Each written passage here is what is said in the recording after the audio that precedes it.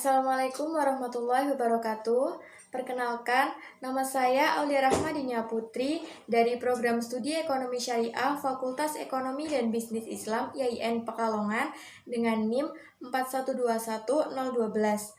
Di sini saya akan membuat video resume terkait kegiatan sosialisasi pembelajaran mahasiswa baru Fakultas Ekonomi dan Bisnis Islam IAIN Pekalongan tahun ajaran 2021-2022. Yang pertama yaitu terkait materi tentang kefabian dan keprodian yang telah disampaikan oleh Ibu Dr. Haji Sinta Dewi Rismawati MH, yang dimana dalam video kali ini saya akan menjelaskan sedikit pengetahuan saya mengenai Fakultas Ekonomi dan Bisnis Islam IAIN Pekalongan serta program studi yang saya ambil, yaitu program studi Ekonomi Syariah. Fakultas Ekonomi dan Bisnis Islam merupakan salah satu fakultas yang ada di IAIN Pekalongan. Fakultas ini memiliki 3 jurusan, yaitu Ekonomi Syariah, Perbankan Syariah, dan Akuntansi Syariah. Mulanya pada tahun 2009, Fakultas FEBI ini bernama Jurusan Syariah dan Ekonomi Syariah STAIN Pekalongan, di mana fakultas ini memiliki jurusan yaitu D3 Perbankan Syariah pada tahun 2004-2005. Kemudian pada tahun 2005-2006, STAIN Pekalongan membuka jurusan S1 Ekonomi Syariah. Lalu pada tahun 2016, fakultas ini berubah nama menjadi Fakultas Ekonomi dan Bisnis Islam IAIN Pekalongan, di mana fakultas ini telah memiliki 3 jurusan, yaitu S1 Ekonomi Syariah, S1 Akuntansi Syariah, dan S1 Perbankan Syariah. Fakultas ini juga memiliki visi dan misi yang bertujuan untuk menciptakan lulusan yang unggul. Adapun tujuan dari program studi ekonomi syariah ini sendiri yaitu untuk menghasilkan sarjana ilmu ekonomi syariah yang memiliki kecerdasan spiritual, keluasan ilmu pengetahuan, kesetiaan terhadap Indonesia, dan kemandirian dalam kehidupan. Program studi ekonomi syariah ini sendiri juga telah terakreditasi B. Nah, itu dia tadi sedikit pengetahuan saya mengenai kefabian dan keprodian yang saya ambil di IAIN Pekalongan, yaitu Fakultas Ekonomi dan Bisnis Islam, serta program studi Ekonomi Syariah. Materi yang selanjutnya yaitu tentang strategi belajar yang ada di perguruan tinggi yang telah disampaikan oleh Bapak Agus Arwani. Ada berbagai macam cara mahasiswa dalam belajar atau biasa disebut strategi belajar. Strategi belajar yang pertama yaitu strategi belajar visual.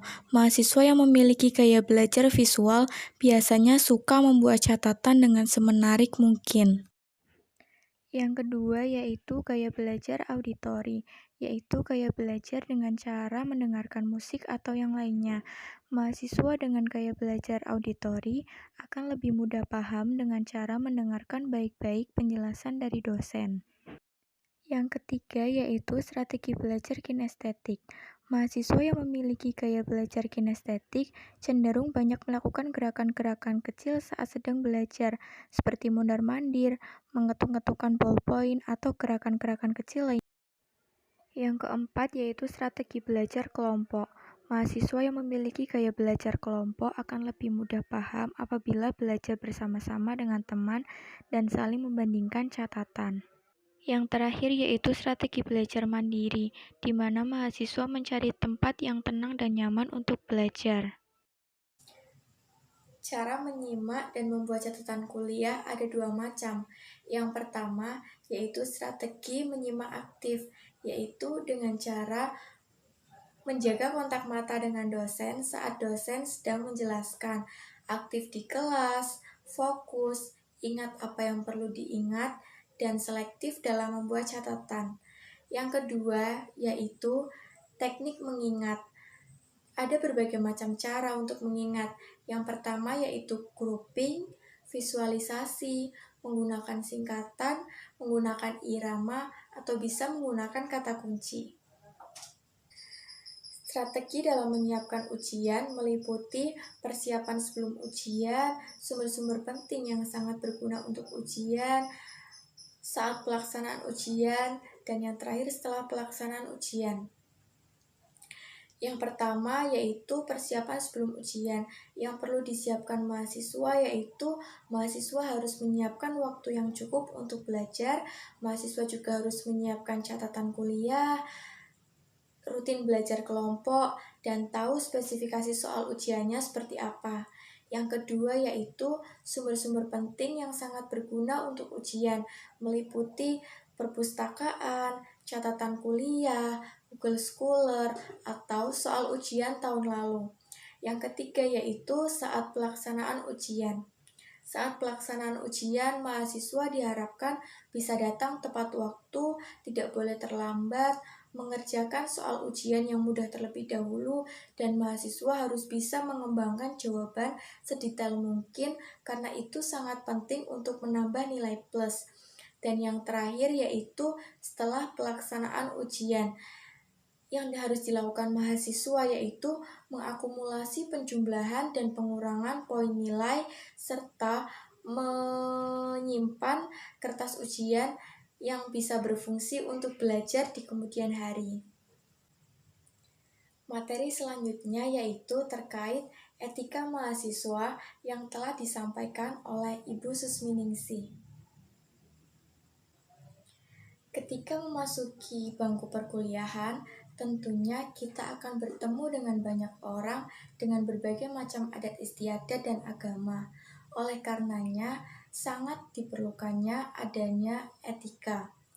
Etika dalam bahasa Yunani yaitu ethos yang berarti watak atau adat istiadat. Dan etika secara bahasa yaitu sikap atau cara hidup seseorang dengan melakukan perbuatan yang baik dan menghindari perbuatan yang buruk. Kita harus memiliki etika yang baik yang mencerminkan bahwa kita adalah seorang muslim. Etika yang bersumber dari agama Islam biasa disebut dengan akhlak.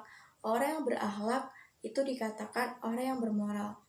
Kita sebagai mahasiswa yang baik itu juga harus memiliki etika seperti etika berkomunikasi dan etika berbusana. Dalam berkomunikasi, kita dituntut untuk bisa menggunakan bahasa Indonesia yang baik dan benar. Dan ketika kita akan memasuki lingkungan kampus, mahasiswa harus memakai pakaian yang rapi, sopan, dan yang paling penting adalah menutup aurat. Berikut ini adalah etika mahasiswa ketika akan memasuki lingkungan kampus. Yang pertama yaitu etika mahasiswa di lingkungan kampus. Ketika mahasiswa berada di lingkungan kampus, diharapkan mahasiswa bisa berpakaian yang sopan, rapi, dan yang paling penting adalah menutup aurat. Mahasiswa juga harus bisa menjadi contoh yang baik untuk adik tingkat, kakak tingkat, maupun sesama mahasiswa. Mahasiswa juga harus selalu menjunjung tinggi nilai-nilai ilmiah dan harus selalu menaati peraturan yang ada di kampus. Yang kedua yaitu etika mahasiswa ketika di luar lingkungan kampus. Ketika mahasiswa berada di luar lingkungan kampus, diharapkan mahasiswa harus bisa selalu memberikan contoh yang baik di masyarakat dan berupaya selalu mengaplikasikan ilmu pengetahuan dan teknologi di lingkungan masyarakat. Yang ketiga yaitu etika mahasiswa dengan dosen. Ketika mahasiswa bertemu dengan dosen, diharapkan mahasiswa bisa selalu tersenyum ramah, hormat atau patuh, memberikan salam, dan diusahakan berjabat tangan dengan dosen. Dan ketika mahasiswa berkomunikasi dengan dosen, diusahakan harus selalu menggunakan bahasa Indonesia yang baik dan benar. Yang terakhir yaitu etika pergaulan mahasiswa dengan sesama mahasiswa. Dengan sesama mahasiswa, kita harus bisa saling menghargai, saling menghormati perbedaan pendapat, dan tentunya kita tidak boleh saling mengejek dengan sesama mahasiswa. Kita juga harus bisa saling menghargai perasaan mahasiswa dan tidak boleh menyakiti perasaan satu sama lain. Kemudian materi yang terakhir yaitu kiat-kiat menulis karya ilmiah yang disampaikan oleh Bapak Kuat Ismanto. Yang pertama, kita harus mengetahui apa itu pengertian menulis. Menulis adalah menyajikan sebuah informasi dan sebuah kebenaran. Nah, bagaimana sih caranya memperoleh kebenaran itu? Cara memperoleh kebenaran itu ada 4. Yang pertama yaitu mempercayai benda-benda gaib atau dinamisme dan animisme. Yang kedua yaitu trial and error atau uji coba. Yang ketiga yaitu mempercayai tokoh berotoritas seperti kiai dan yang lain sebagainya. Dan yang terakhir yaitu penelitian atau research. Karena penelitian atau research itu sangat penting dalam proses untuk mencari sebuah kebenaran. Penelitian atau research bisa dimaknai yaitu sebuah proses untuk mencari kebenaran dengan menjunjung tinggi prinsip-prinsip ilmiah seperti jujur, objektif, dan sistematis. Nah, penelitian atau research ini pada umumnya dilakukan oleh seorang akademisi, peneliti, atau yang lainnya. Metode yang digunakan dalam penelitian yaitu meliputi observasi, wawancara, dan kuesioner. Kemudian, dari data-data tersebut dipublikasikan melalui berbagai macam media dalam berbagai macam bentuk karya. Nah, bentuk-bentuk karya tulis itu ada bermacam-macam. Yang pertama yaitu makalah atau tugas kuliah yang dipublikasikan. Yang kedua yaitu skripsi atau tugas akhir program sarjana. Yang ketiga yaitu tesis atau tugas akhir program magister. Dan yang terakhir yaitu disertasi atau biasa disebut tugas akhir program doktor. Ada berbagai macam cara yang dapat dilakukan untuk menentukan ide menulis. Yang pertama yaitu mengamati. Kita dapat mengamati tempat-tempat tertentu seperti pusat bisnis, pasar, atau yang lainnya. Yang kedua yaitu membaca. Kita dapat membaca berbagai sumber seperti koran, artikel, laporan keuangan, atau yang lainnya. Yang terakhir yaitu diskusi persoalan yang fenomenal dan aktual. Menulis merupakan sebuah keterampilan. Tanpa kita berlatih, kita tidak akan bisa menghasilkan sebuah karya tulis seperti karya ilmiah, makalah, dan yang lain sebagainya. Nah, dalam pembuatan karya ilmiahnya pun juga harus menjunjung tinggi nilai-nilai ilmiah seperti logis dan sistematis. Kemudian harus menjaga originalitas serta sebisa mungkin harus menghindari plagiasi dan similarity. Ada berbagai macam cara yang bisa kita lakukan untuk menghindari plagiasi. Yang pertama yaitu keyword, atau ketika kita mengambil kata atau kutipan dari orang lain, kita harus mengapit kata atau kalimat tersebut menggunakan tanda kutip. Yang kedua yaitu parafrase. Ketika kita mengambil kata atau kutipan orang lain, kita harus bisa mengembangkannya dengan bahasa kita sendiri atau kalimat kita sendiri.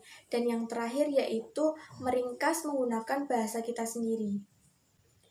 Tulisan yang baik itu dimulai dengan paragraf yang baik. Nah, ciri-ciri paragraf yang baik itu yang pertama, dalam satu paragraf harus ada satu ide pokok. Yang kedua yaitu harus ada kesinambungan antar paragraf. Dan yang ketiga yaitu paragraf harus relevan. Nah, untuk menciptakan paragraf yang baik dimulai dengan kalimat yang baik. Satu kalimat yang baik itu strukturnya harus lengkap, yaitu subjek, predikat, objek, dan keterangan. Yang kedua yaitu menambahkan data, yang ketiga yaitu contoh dan referensi, dan yang terakhir yaitu kesimpulan. Oh iya, di Fakultas FEBI IAIN Pekalongan juga ada unit kegiatan mahasiswa loh. Di fakultas ini ada 3 unit kegiatan mahasiswa, yaitu yang pertama UKMF Dikres, yang kedua yaitu UKMF Kewirausahaan, dan yang terakhir yaitu UKMF KSPMS. Saya berminat bergabung untuk menjadi anggota UKMF Dikres. UKMF Dikres merupakan salah satu unit kegiatan mahasiswa di bawah naungan Fakultas Ekonomi dan Bisnis Islam IAIN Pekalongan. UKM ini menaungi bidang riset dan penelitian, serta di dalam UKM ini kita dapat belajar untuk bisa membuat karya-karya tulis ilmiah yang baik dan benar. Nah, itu tadi sedikit pengetahuan saya mengenai materi-materi yang telah dijelaskan pada rangkaian kegiatan sosialisasi pembelajaran mahasiswa baru Fakultas Ekonomi dan Bisnis Islam IAIN Pekalongan tahun ajaran 2021. Sekian dari saya, kurang lebihnya mohon maaf. Wassalamualaikum warahmatullahi wabarakatuh.